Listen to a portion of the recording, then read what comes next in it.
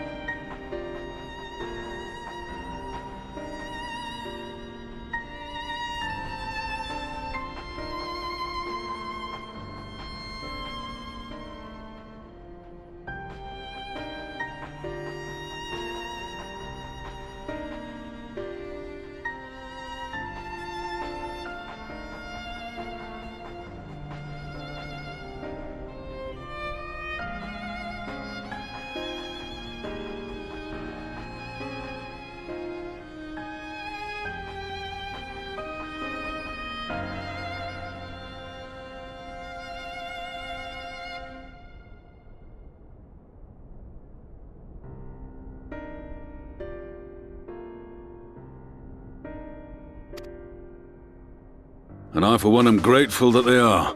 Told you've been busy since our paths last crossed at the Gimlet Dark. Not that I understand half of it. When the Scions spoke of other worlds, I'd struggled to describe what I pictured. Mayhap things would seem clearer were I to hear the tale from your own lips. But I'm afraid the situation will not afford us that luxury. I trust you two require no introduction. We meet again, hero of Eorzea.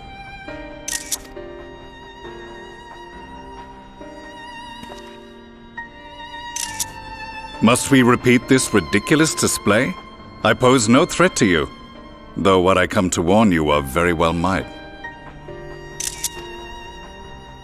Had he meant to do us harm, I hazard he would have kept to the shadows, and brought more than 2 companions. We need not pretend to be the best of friends, but I hope we can put aside our differences for the present.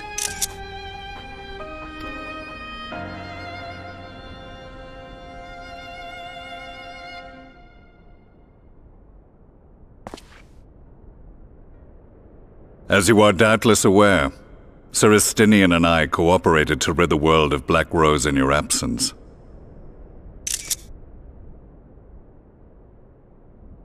Our journey together took us as far as the Imperial Palace, where we witnessed Emperor Varus meet his death at Xenos' hand. Being the sole witnesses to this crime, and in no position to defend our innocence, we were then forced to flee, each pursuing his own avenue of escape. When we were later reunited, Estinian claimed to have encountered an unfamiliar kind of machina during his flight, but to me his description seemed anything but, and upon further investigation I found that I was right.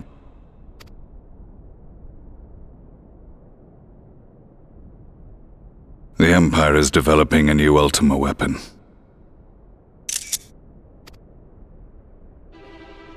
What, that Allagan monstrosity, created to vanquish primals, with which you yourself once thought to conquer Eorzea? The same. In my foolishness, I sought to harness its power, and became the Ascian's pawn in so doing.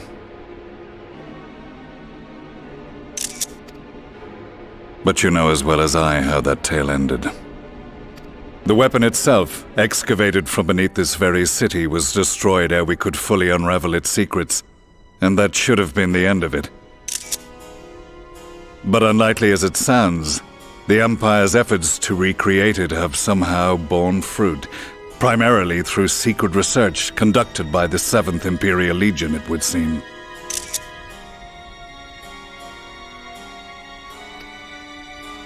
Wait, the 7th was all but annihilated at Cartano, along with its legatus. Indeed, few survived. The 7th, as it is now, has little in common with the Legion led by Vandanus, and its leadership has changed hands several times since. Precisely how this project has continued despite such turmoil, and under whose auspices, remains a mystery. What we do know, however, is that a number of prototypes have been produced, and that one of them is on its way to Eorzea. We attempted to stop it, but it was all we could do to slow its progress, so we resolved instead to bring you warning. And right glad are we that you did, though it soundly dashed our hopes that tensions might ease at last. As it is, we've begun to strengthen our presence in the Gimlet Dark, and are assembling a force to meet the coming threat. A force with you in its vanguard, I hope. Before you say anything, I know full well you have pressing concerns of your own. Your comrades remain in peril, and I would not ask you to forsake them. But the fact remains that you, and you alone, have faced the Ultima weapon, and emerged victorious. We need you. And so, when the time comes, if your comrades can spare you, I bid you lend us your strength, I've assigned an officer to await your word.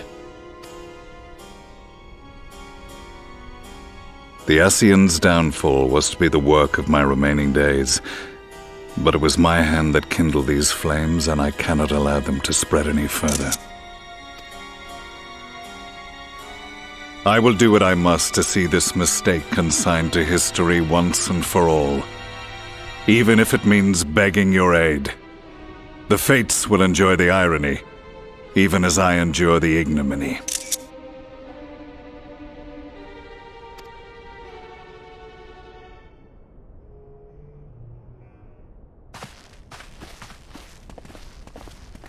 I too shall make for the border and offer my skills, meagre though they seem in such company. Mayhap we shall meet there anon.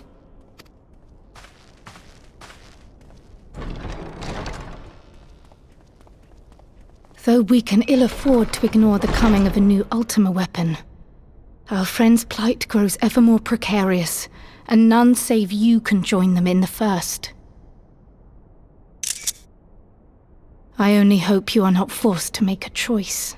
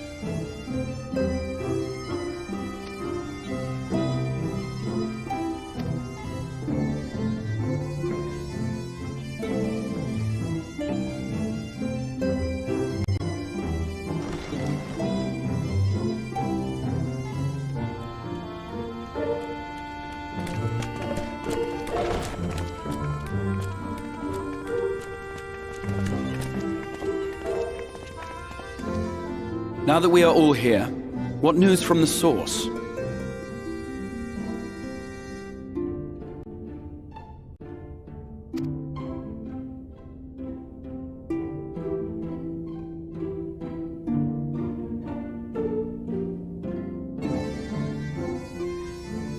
A new Ultima weapon. We must count ourselves lucky that Gaius has pledged his assistance.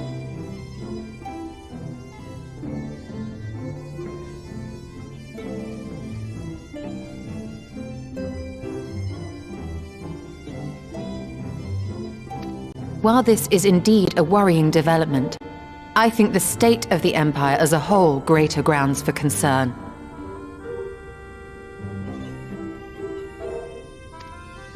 With the Emperor slain and Xenos returned, it is impossible to predict how matters will unfold in Garlemald.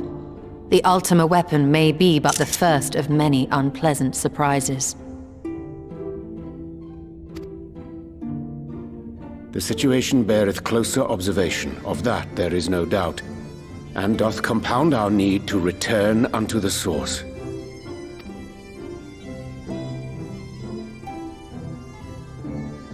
Then let us address that issue.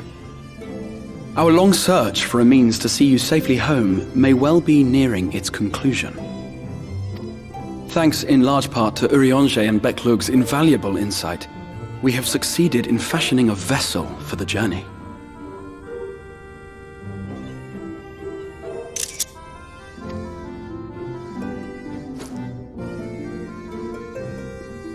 We set out to create a crystalline container retaining the more useful properties of white aurosite, but without its regrettable limitations. And, after a good deal of trial and error, we made one.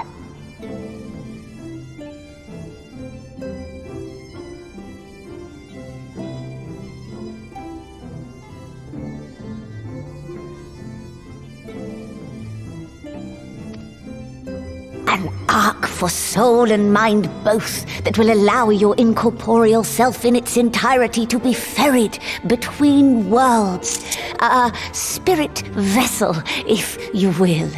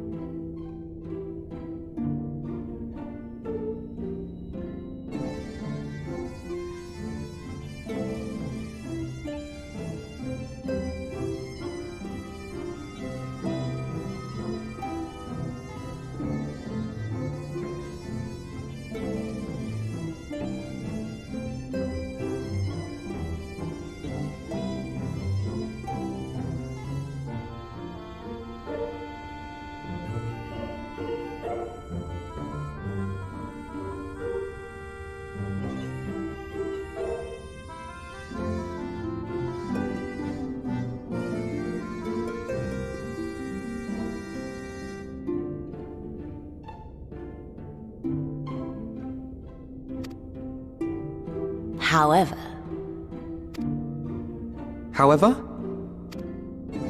Though the vessel is possessed of the requisite qualities to hold mind and memory, it wanteth yet for a means to receive of them. For that, we must needs imbue it with the Exarch's innate gift. A gift that lives on only through the blood of the Allagan Emperors, which certainly does not flow within aurosite or any other crystal.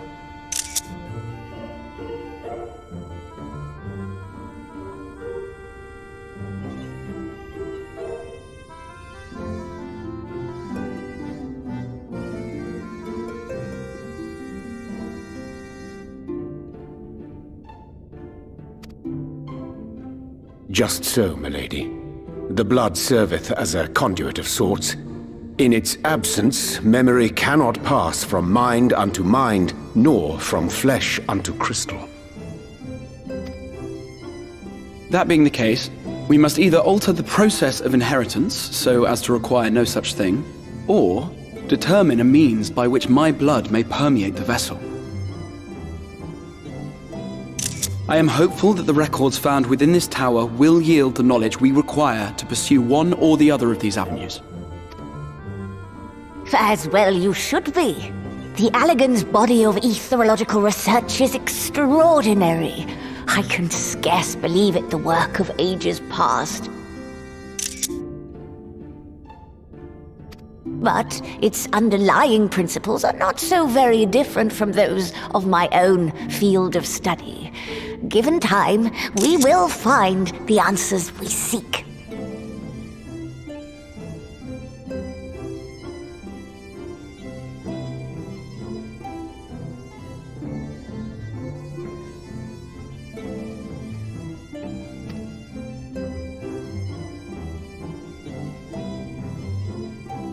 I know that you can ill afford to wait, and it pains me that I must ask you to do so. I can only reaffirm my promise to you that a solution will be found. Whatever it takes, I will see you safely home.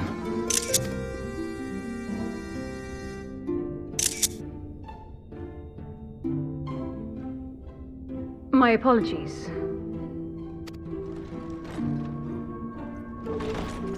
I do hope you haven't come to tell us that mortal peril fast approaches. No. I had hoped to speak with the Warrior of Darkness. But there is no need to cut short your meeting on my account. I will be waiting outside.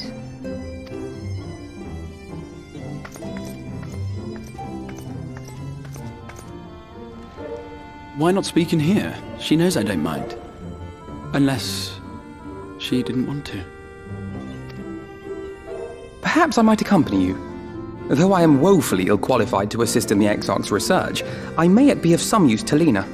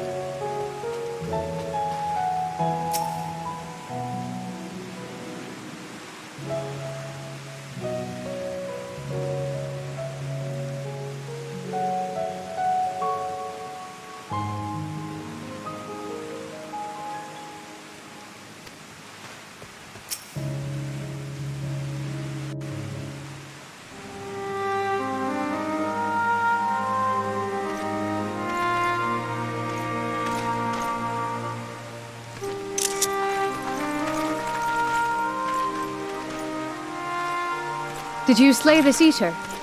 Your orders were to await the main force before engaging.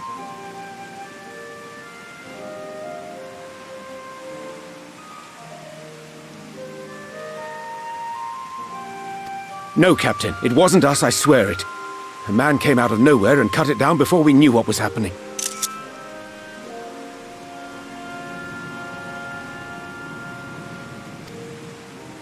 By himself. Certainly it is no light warden, but nevertheless. It's true. Felled it with a single swing of his axe, he did. I've never seen anything like it.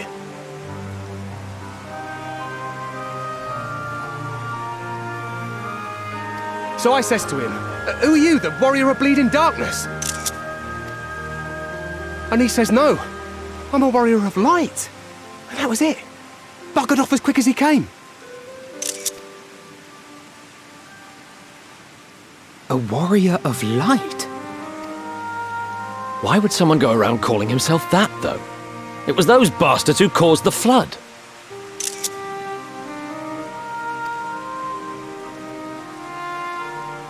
I mean, if you were going to pretend to be anyone, it'd be him, the warrior of darkness. Eh? Oh, I didn't know. It's an honor.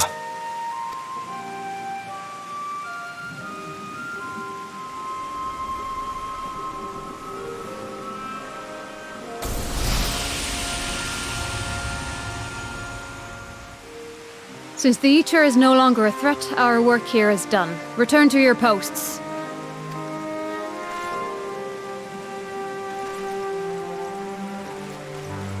I had hoped to fight at your side today. But I'll continue to follow your example, and may we meet again.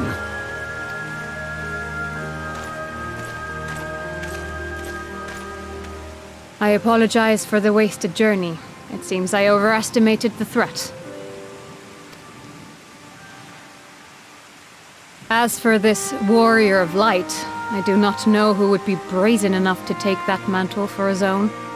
Whatever it may once have meant, it is forever tainted by the association with the Flood. The Exarch told me the truth of Ardbert and his comrades' deeds, and I am aware they played some part in your own triumph. But to most, they are synonymous with the calamity that befell this world. Still, if this man is minded to destroy Sin Eaters, I may forgive him his unfortunate choice of alias. But that is neither here nor there. I thank you for accompanying me. With that concluded, shall we return to the Crystarium? There is a proposal I should like to make.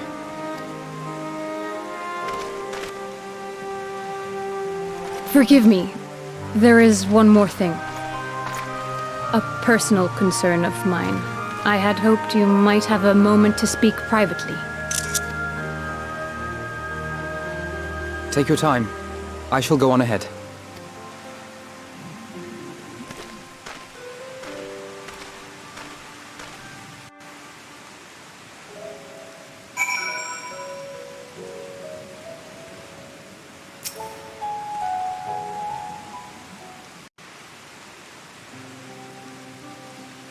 I will not mince words. This matter concerns the Exarch.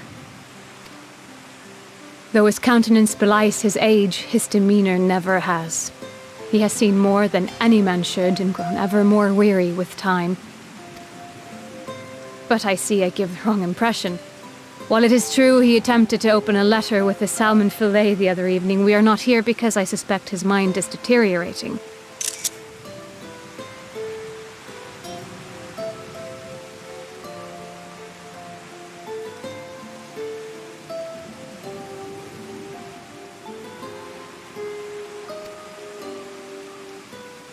Nor do I believe him to be so maddeningly unconcerned by the prospect of his own death as he once was. Indeed, the opposite is true.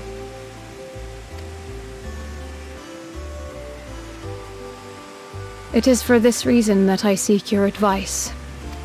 Since he returned from the Tempest, the Exarch is not as he was.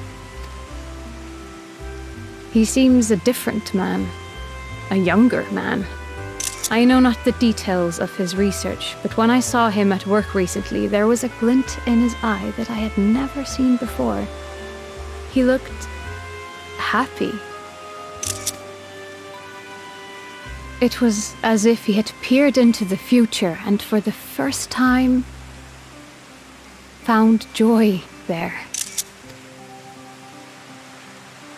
Though it gladdens me to see him thus, I wonder if I should not keep my distance. I fear that my presence will only anchor him to the past, remind him of all the pain that came before.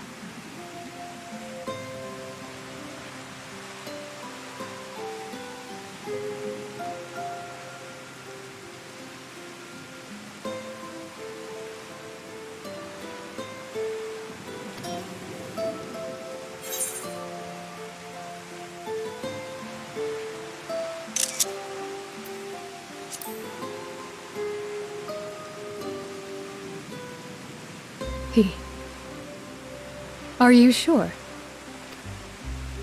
Then perhaps we might remain as we were.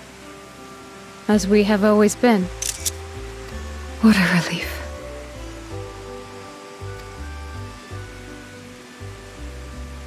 In that case, I will have to speak with him about the amount of time he is spending at work.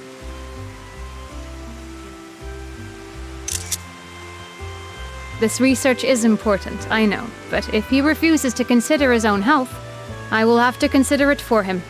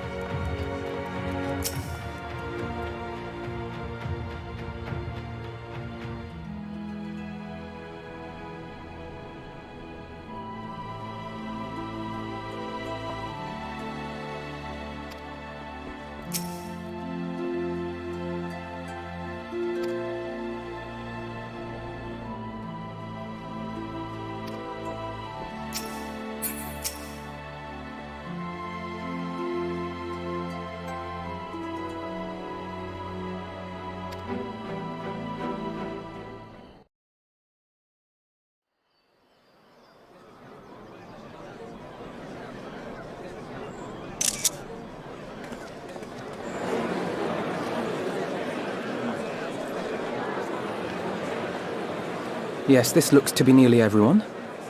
Let us begin, shall we? Though I am usually the first to hold forth at such events, I think on this occasion that honor should fall to you.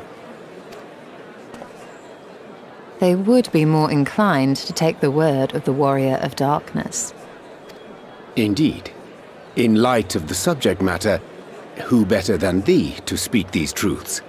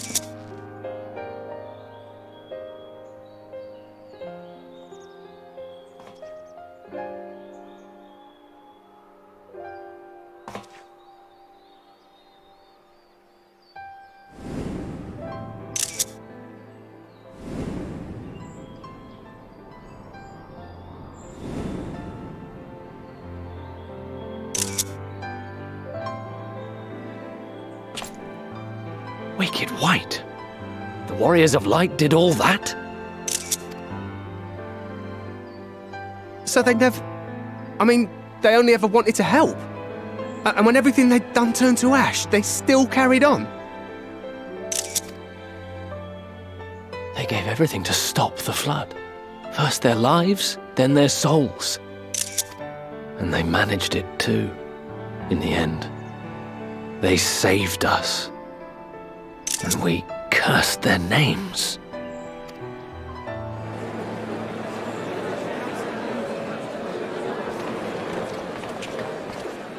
This should go a long way towards clearing the air.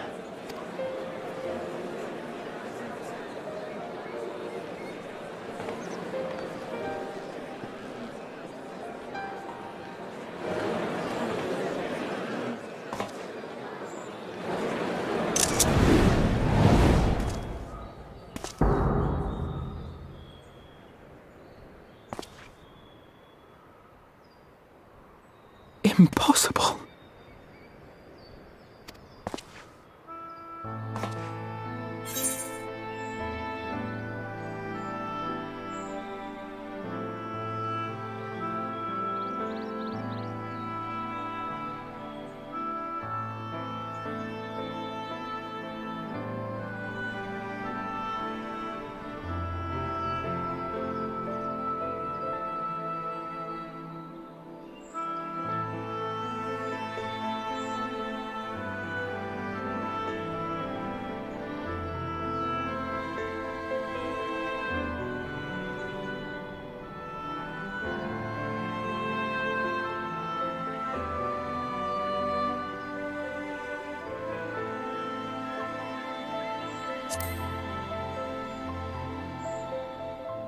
I definitely see something. You don't think it's a ghost, do you? Nay. Yonder standeth no bloodless apparition, but a warrior of light and darkness both. Ardbert. What in the world?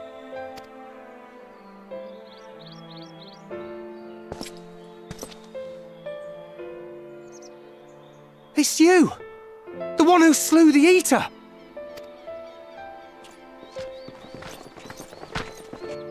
That it should be the Warrior of Darkness who brought the truth to light. You've saved me a fair bit of time, though I have a few words of my own to say, if I may.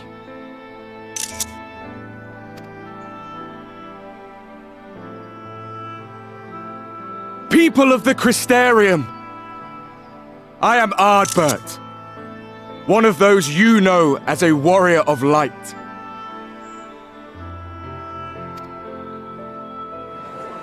That's impossible.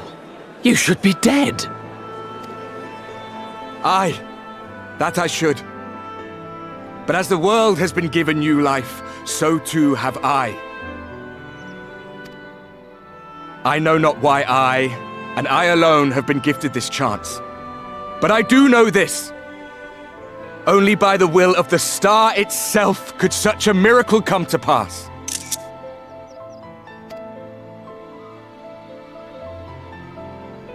The hero who stands before you now, the warrior of darkness, is not of this world. And the day will come when he must return to his home.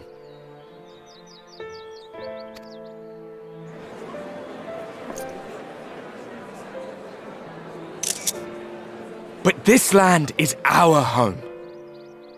And if it is to remain so, now and forevermore, it is we who must protect it. The time to rely on saviors from afar has passed. It is you who must rise. You who must become the new warriors of light. What? Us? Warriors of light?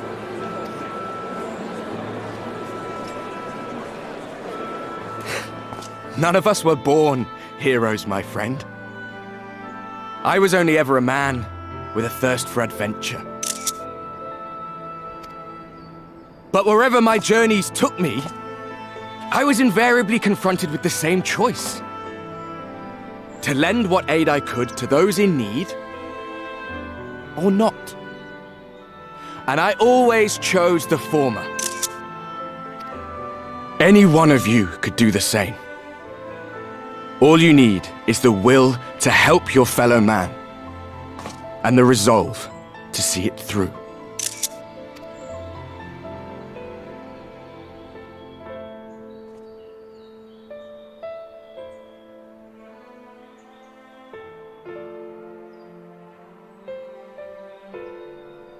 From thine own lips did we learn of Ardbert's fate, and by thy countenance I gather thou art not inclined to recant thy testimony. Yet whosoever this man may be, his words hold truth and resonate with the citizenry besides. For us to voice our doubts here and now would serve but to sow disquiet. 'Twere better we retired unto the ocular and there discuss this matter in private. Go. I will stay here and watch.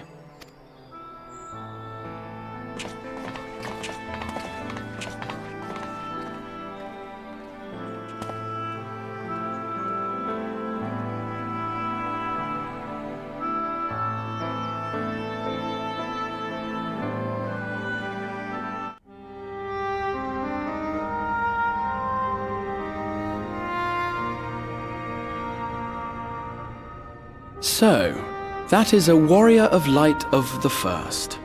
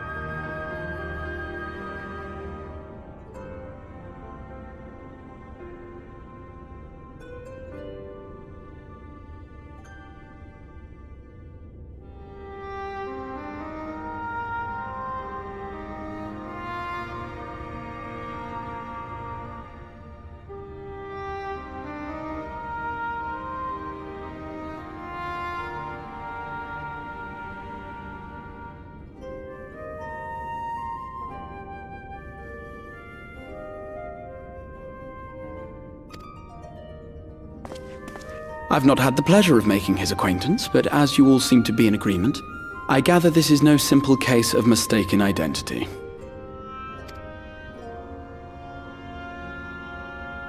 As far as I was able to discern, that was indeed Ardbert. It has been a long time, but not that long. Could he truly have been resurrected as he claims?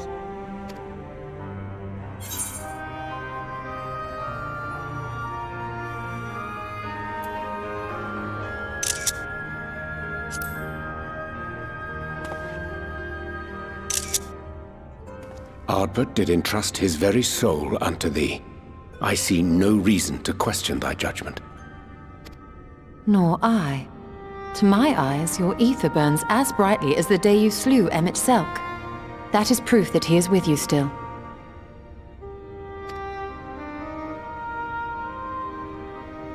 Yet that which standeth now before the people is far more than a passing imitation. I am reminded of the cardinal virtues, though a sin-eater he is not.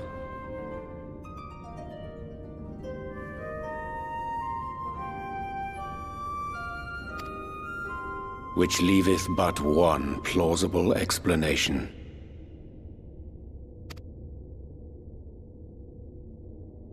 That he is an Ascian.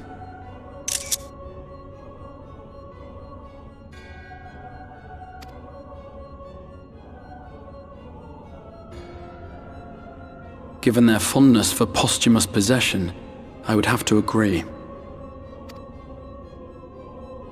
From what I understand, the Warriors of Light were laid to rest in Yulmore by those whom they had aided in life.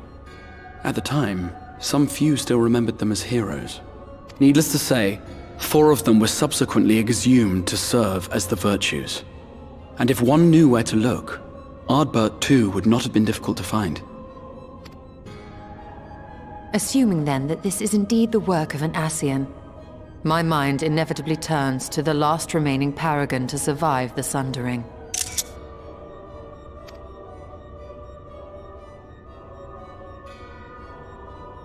Elidibus.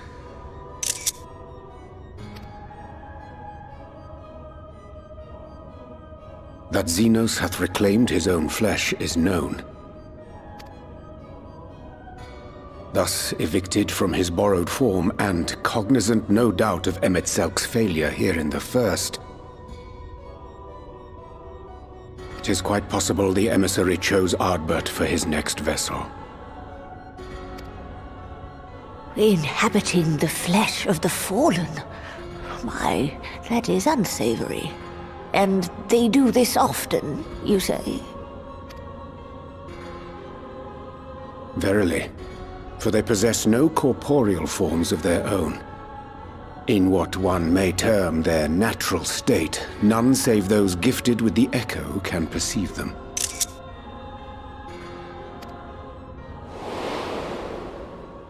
Indeed, when Elidibus intruded upon the waking sands, his presence did go unmarked by all save Minfilia and the Warrior of Light.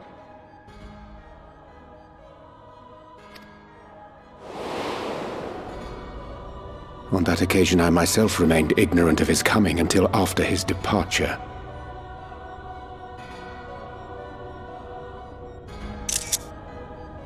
It was only at a later juncture, when he deigned to appear before me in borrowed flesh, that I was finally able to take the measure of him.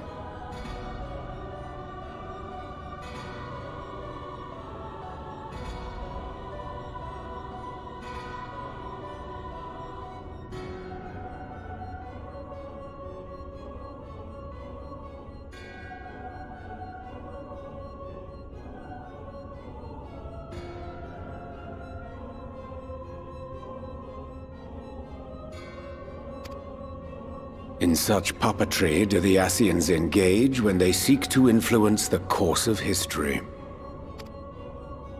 And they have gained much by it. Emmett Selk single-handedly built the Garlean Empire in this manner, while the Hebrea came close to conquering Eorzea, having taken possession of Thancred's living body.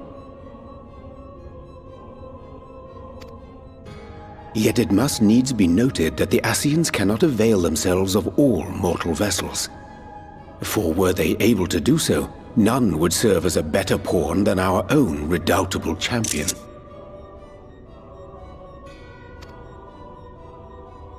Mayhap the blessing of light shieldeth Hydaelyn's chosen from Ascian influence. Or mayhap other forces are at work. We cannot say for certain. Whatever the reason, I hope it holds true. I dare not contemplate what might come to pass otherwise. Is it not peculiar, then, that Ardbert's mortal remains should be susceptible, given that he was once a warrior of light? Or did the final departure of his soul make it possible, perhaps? Regardless, to hear an Ascian use him to call forth new warriors of light boggles the mind.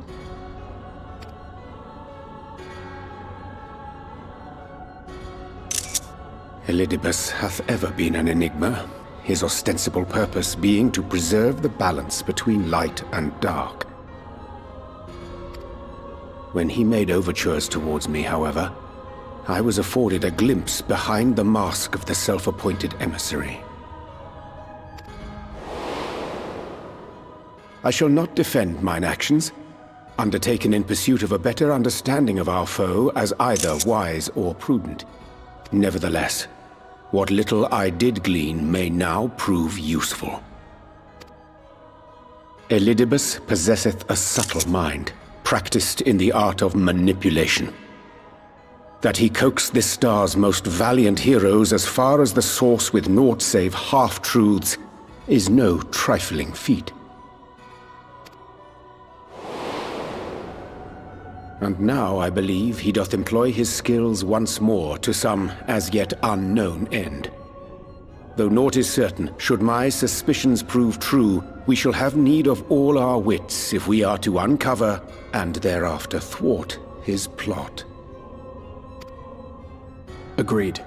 'Tis plain that simply speaking out against him will not avail us. At best, it would only serve to confuse the people.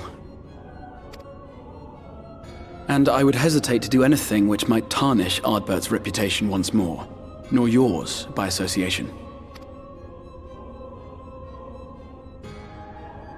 That being the case, it may be wise to keep a covert eye on this Ardbert's movements, as we attempt to discern his purpose and how best to mitigate his influence.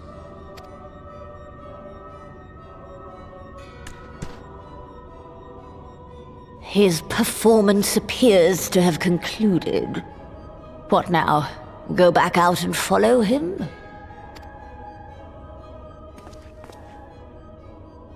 'Twould appear Master Alphino already hath pursuit in mind, and I suspect one pair of eyes shall better serve our cause than half a dozen. Let the rest of us maintain an inconspicuous distance, for the present at least.